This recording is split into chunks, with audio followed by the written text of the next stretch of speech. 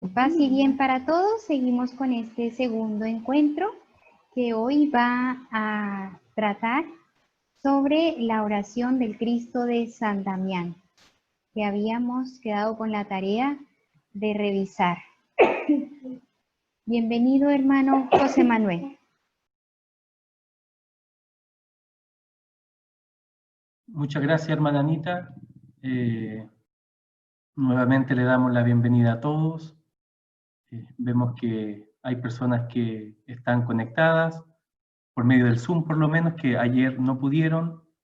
Sean todas y todos bienvenidos.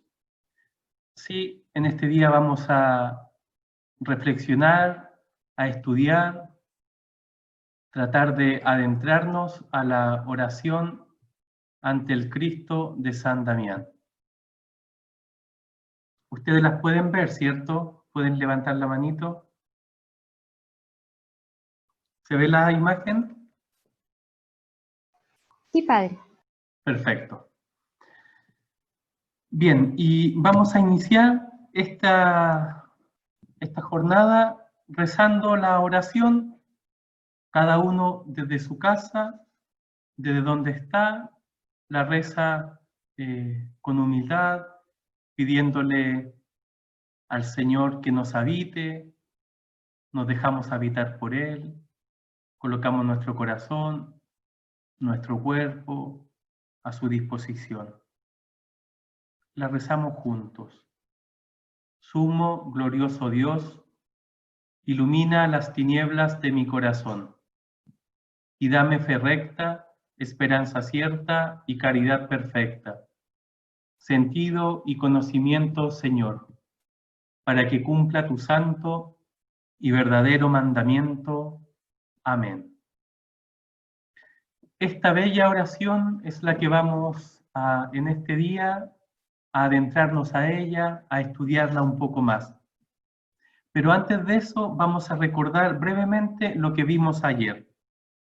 Ayer hicimos una introducción general a la oración de San Francisco y veíamos cómo Celano relataba la forma de orar de Francisco. Y decíamos que Francisco oraba con el cuerpo, con su corazón, con su alma, bailaba, danzaba, que su oración era muy afectiva, muy corporal. En definitiva, la oración de Francisco es muy vital, toca la vida, toca la médula de nuestro corazón. No es tanto una cuestión teórica, sino más bien vital. Y decíamos que al estudiar las oraciones de Francisco, podemos tener a nuestra mano una radiografía de su espíritu. Qué palabras más bellas y profundas. Cuando nosotros leemos o rezamos las oraciones de Francisco, es como tener una radiografía de su espíritu. Es el retrato más precioso de su alma. Las oraciones, por lo tanto, nos permiten, decíamos ayer, adentrarnos al interior de Francisco, a su vida íntima. Las oraciones nos permiten asomarnos a su alma. Y con todo ello, Francisco se transforma en un maestro de oración no teórico, sino más bien práctico. Por ello, la manera franciscana de orar, decíamos, no se acomoda a los cánones de una escuela sistemática, sino más bien responde a un modo de ser. Es decir, como toda nuestra vida está siempre en una constante oración. Como decíamos, es una cuestión vital, es una cuestión fundamental. Más o menos, a grandes rasgos, eso veíamos ayer. En este día vamos a analizar esta oración, titulada Oración ante el Cristo de San Damián, que ya todos juntos acabamos de rezar. Y a modo de introducción, diremos que esta oración está compuesta según la fórmula tradicional de la piedad popular medieval. Es decir, que el vocabulario que Francisco utiliza en esta oración es un vocabulario conocido. Es una oración con un vocabulario familiar. ¿Y por qué toma de la tradición popular? Porque ayer decíamos que las fuentes de la oración de San Francisco era, por un lado, la liturgia, la oración oficial, y por otro lado, la religiosidad popular. Esta oración toma lenguaje y contenido de lo popular.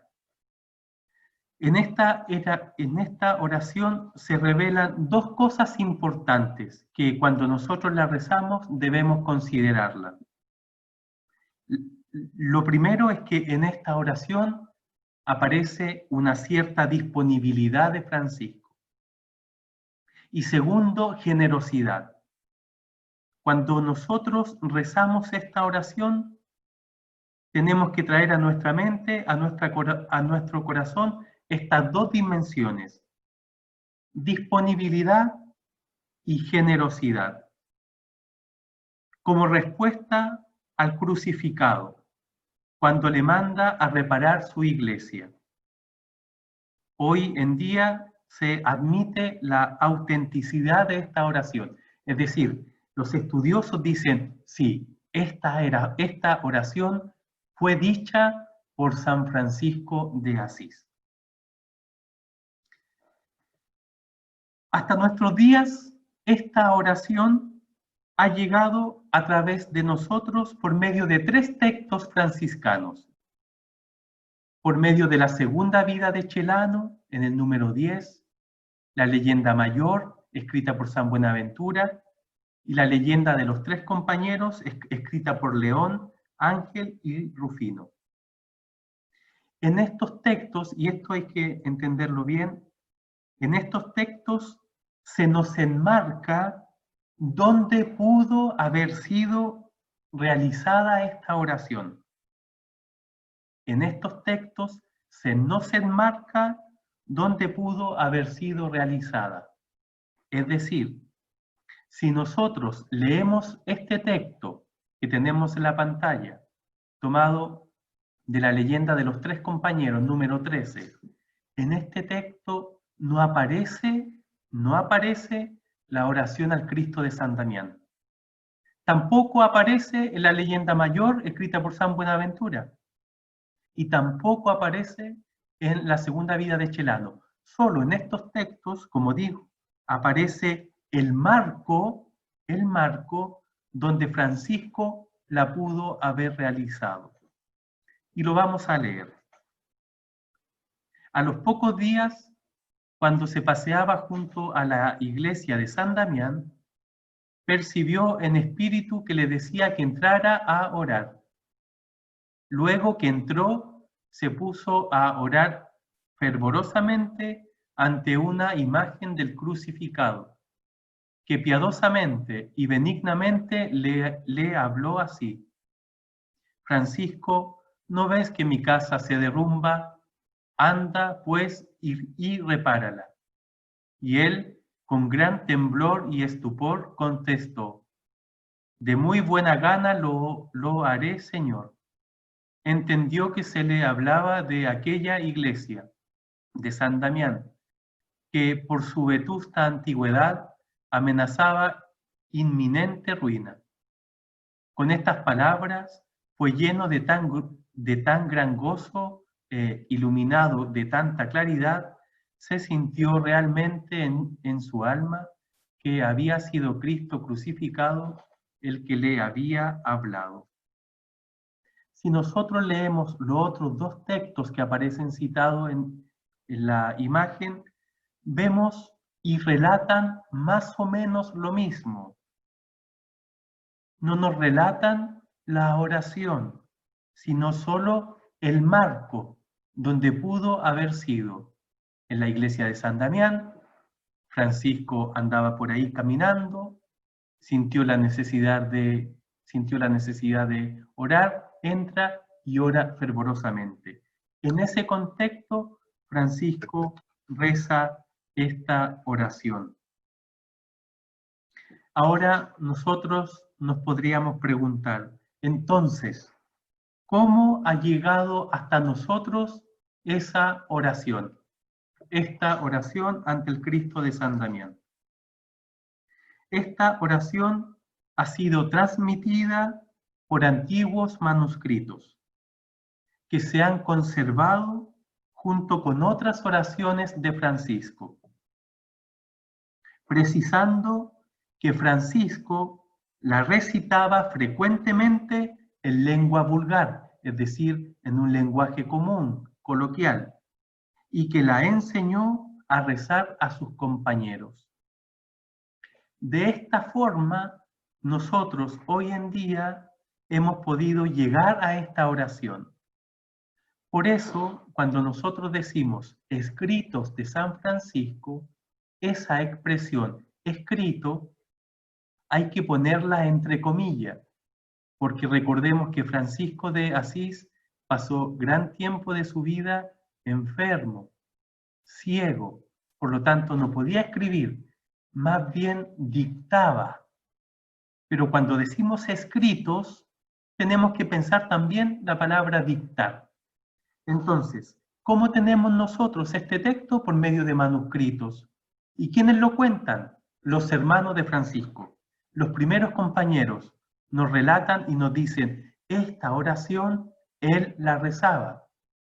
Esta oración él nos dijo que la rezáramos a nosotros, en palabras nuestras.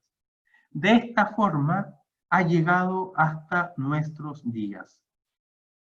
Y qué bueno que llegó hasta nuestros días así. Esta oración es realizada por Francisco ante el Cristo de San Damián.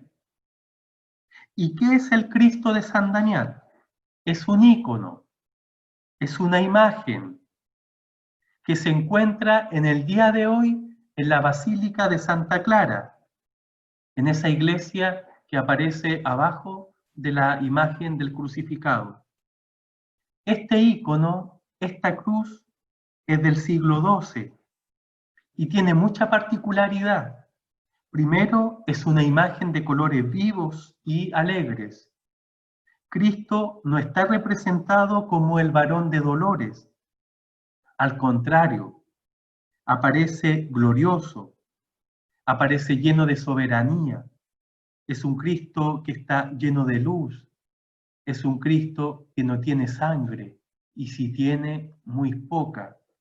En verdad, este es un Cristo resucitado. Tiene una mirada penetrante, tiene los ojos abiertos. Está de pie sobre la cruz, no pendiente de la cruz, no colgado de la cruz. En el ícono, en esta imagen, aparece representada todo el misterio pascual. ¿Y cuál es el misterio pascual? La crucifixión, la resurrección y la ascensión.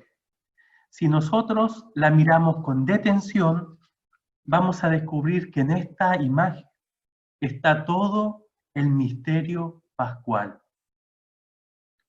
El crucifijo muestra la puerta del cielo, representada en la parte superior, donde aparece la mano del Padre. Si nosotros la miramos bien, con mucha detención, arribita aparece medio círculo, en donde aparece una mano indicando hacia abajo. Esa es la mano del Padre. Por eso, en esta cruz está todo el misterio de la salvación. Es más, cerca de la rodilla, que en la imagen no se logra distinguir, está incluso el gallo pintado. ¿Y qué significa el gallo? La traición de Pedro. El crucifijo entonces es un Cristo vivo, alegre. Este Cristo vivo, alegre, resucitado, es el que le habla a Francisco. Decíamos que Francisco andaba caminando cerca de la iglesia de San Damián y en ese caminar siente la necesidad de entrar a la iglesia. Y aquí nos vamos a preguntar, ¿cuál es el contexto existencial de la oración? Es decir, ¿cuál es el contexto? ¿Cuál es la situación que estaba viviendo Francisco a la hora de recitar esta oración? Lo primero que diremos es que esta oración corresponde al proceso de conversión de Francisco. Cuando Francisco inicia su conversión, ese es el contexto. Por lo tanto, entre los años 1205-1206.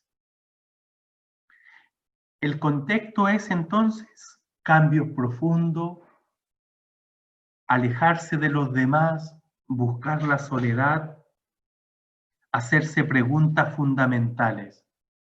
En este contexto, Francisco no pregunta, o mejor dicho, ya no se dice, yo quiero ser caballero, quiero ir a la guerra.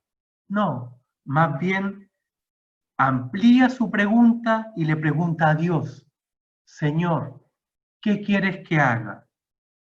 Es decir, en este contexto, Francisco comienza a salir de sí, deja de mirarse, deja él de ponerse en el centro y es capaz de darle cabida plena a Dios en su vida. Sin lugar a duda, que es la invitación que Francisco también nos hace a nosotros. Dejarnos de mirarnos y abrirnos a la gracia plena de Dios. Esta oración, dicha por San Francisco, entonces es uno de los primeros textos que nosotros tenemos de Francisco. Es decir, es un texto importante. ¿Cuáles son las características de esta pequeña oración? Lo primero, es un texto esencial en la vida de Francisco. ¿Por qué? Porque le permite discernir lo que Dios le pide. Quizás a nosotros nos puede ayudar este texto a la hora de tomar decisiones. De alguna manera, de alguna situación que vivimos, para que Dios, por su Espíritu, nos dé aquello que necesitamos.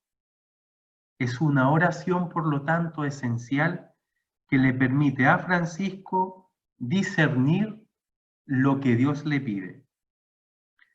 Otra característica que tiene esta oración es que está dicha o escrita en singular.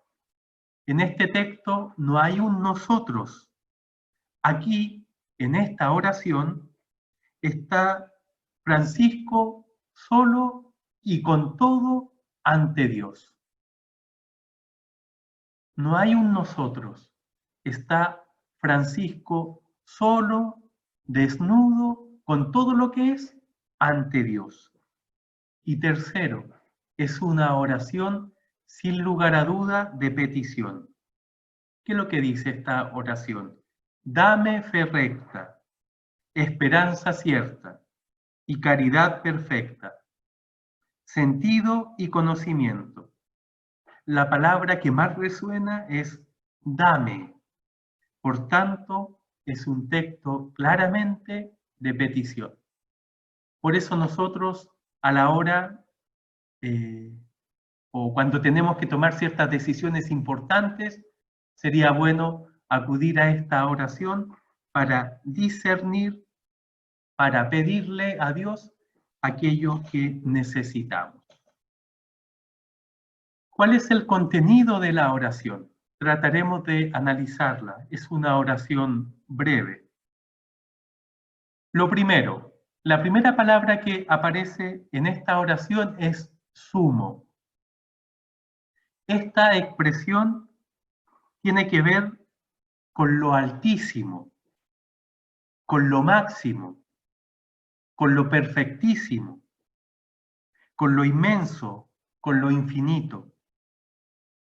refiriéndose al tamaño, a la magnitud y a la grandeza de Dios. Dios, por lo tanto, para Francisco es el ilimitado en todas sus dimensiones, no solo en la altura. En Francisco, este binario sumo, altísimo, estas dos expresiones aparecen en sus escritos 8 veces, siempre de forma ascendente. Altísimo y sumo Dios. Por ejemplo, cuando dice en la regla novulada, invitando a los hermanos a que den gracias. Altísimo y sumo Dios. Siempre este binomio, estas dos palabras, van de manera ascendente. La otra expresión que aparece, glorioso.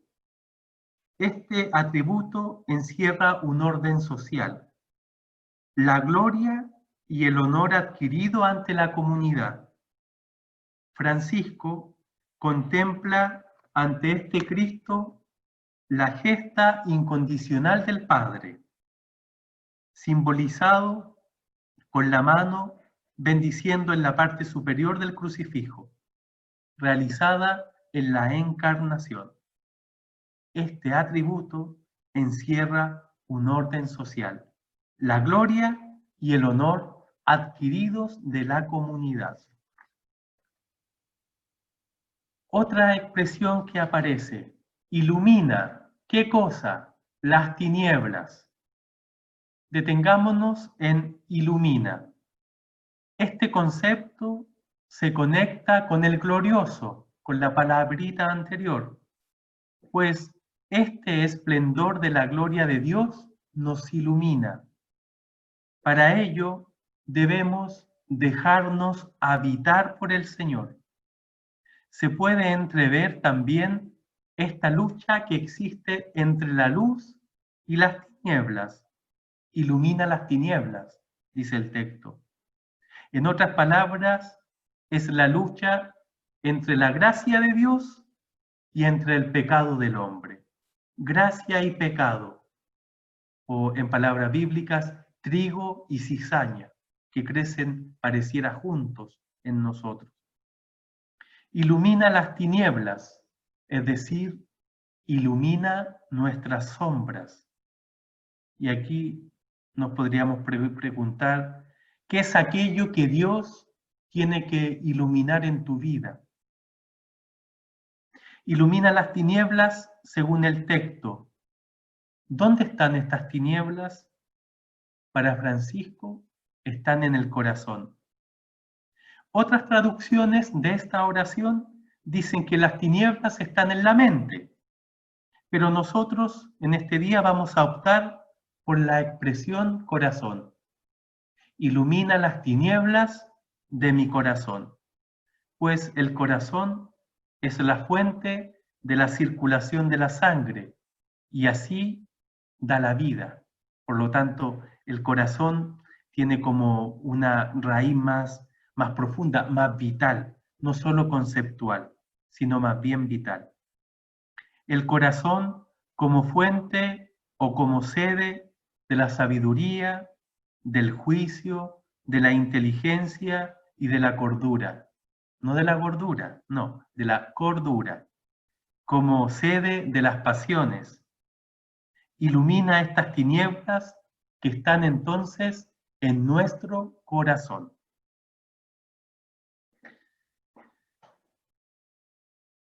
¿Qué pide Francisco? Pide fe. Esto tiene que ver con la confianza. Perdón, me perdí. Otra expresión que aparece antes de lo que acabo de decir, la expresión dame. Ilumina las tinieblas de mi corazón. Y aquí Francisco comienza a pedir algo. Dice, dame. Esta es una palabra que está en imperativo, es decir, es una orden. Dame. Francisco, recordemos, en búsquedas profundas. Inicio de su conversión. Pide a Dios claridad, dame. ¿Qué pide Francisco? Francisco pide fe. La fe tiene que ver con la confianza, es decir, Francisco ya no quiere confiar en sí mismo, sino en el Dios sumo y glorioso. Tarea no fácil para Francisco, porque Francisco, antes de su conversión, era un líder, giraba mucho en torno a él, sus amigos, su entorno giraba a su alrededor.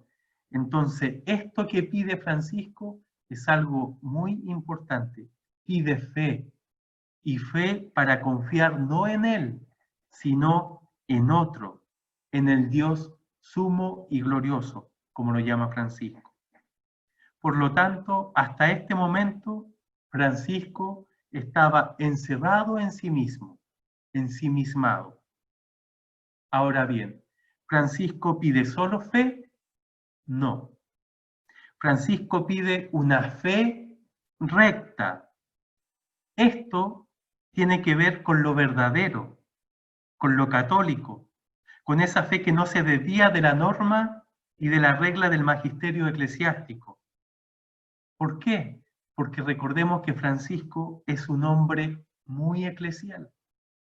Cuando Francisco inicia su movimiento, el de los menores, habían muchos movimientos similares al de Francisco. ¿Y por qué el de Francisco perdura? Porque Francisco quiere vivir su fe dentro de la iglesia. No se sale de ella. Por eso pide una fe recta, una fe que lo preserve de la seguridad de nosotros mismos, que no es mala en una justa medida. Recordemos, la fe que pide Francisco tiene que ver con la confianza en el otro, ese otro con mayúscula, Dios, sumo y glorioso. Francisco también pide esperanza. Es una esperanza que supera mucho el afán de gloria y de honor propio. Es una esperanza que se mantiene firme, pues el hombre ha puesto su punto de apoyo no en sí, sino en el Señor. El Señor para Francisco en este momento pasa a ser su única seguridad. Desde ahí, desde esta imagen de seguridad, podríamos nosotros preguntarnos en este tiempo que vivimos, ¿cierto? De pandemia, de miedo, de temores, de preocupaciones. ¿Dónde estamos colocando nuestra seguridad? En la misma línea, la esperanza que Francisco pide es cierta. No es una esperanza cualquiera, es una esperanza cierta. Esto tiene que ver con la capacidad de discernir, con la capacidad de distinguir lo que es de Dios y lo que no es de Dios. Esta esperanza cierta denota, por lo tanto, una decisión, una voluntad de querer hacer lo que Dios me pide. Es mostrar seguridad y, por tanto, confianza. ¿Qué más pide Francisco en esta oración dicha por él al inicio de su conversión? Pide caridad perfecta. Esta petición se oye el eco de aquel encuentro suyo con el leproso y que produjo un vuelco en su vida. Francisco entiende y quiere vivir la caridad perfecta en su doble vertiente, Dios y el prójimo. Ayer decíamos que Francisco se puede convertir en un maestro de oración, no teórico, sino más bien práctico. Acá lo mismo. Francisco quiere practicar esta caridad perfecta con Dios y con el hombre, esta doble vertiente. Y Francisco en esta oración sigue pidiendo. Ahora pide sentido y conocimiento.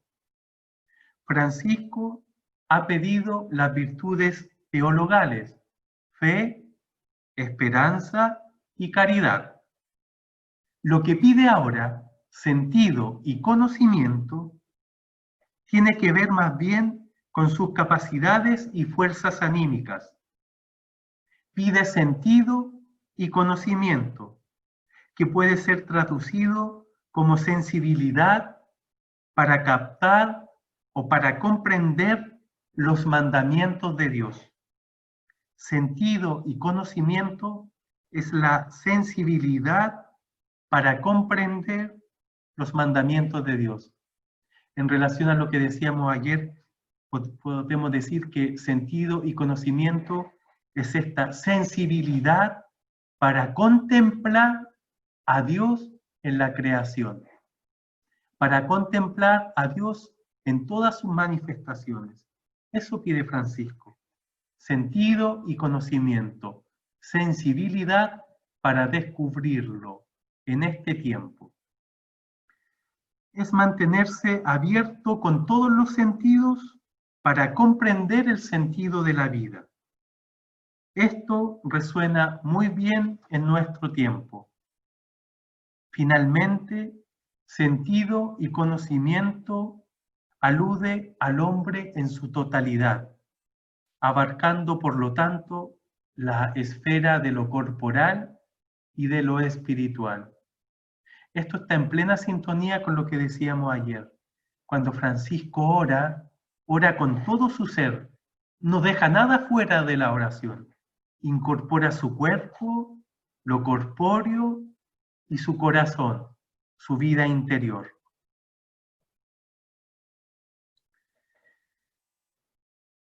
Francisco pide fe, esperanza, caridad, conocimiento. ¿Para qué? Para cumplir tu santo y veraz mandamiento. Ayer decíamos que Francisco es un buen maestro práctico de oración. Y esta plegaria de petición lo demuestra claramente. Dame fe, esperanza y caridad. ¿Para qué? ¿Para guardarlas? No, para cumplirlas, para practicarlas. Es un dame para que haga. Francisco va hacia lo concreto. Pide algo no para él, sino para darlo. Recordemos, Francisco sale de sí mismo para encontrarse con Dios. Francisco pide algo no para él, sino para darlo. Con ello, Francisco no pide nada para sí. Toda su petición tiene como objetivo hacer que su proyecto de vida pueda ajustarse al mandamiento de Dios. Quiere, por tanto, programar su vida con Dios. En otras palabras, Francisco incorpora a Dios en su vida. Le da cabida, le da espacio, y no un poco, sino que más bien se da todo. En sus búsquedas profundas, Francisco lo espera todo de Dios.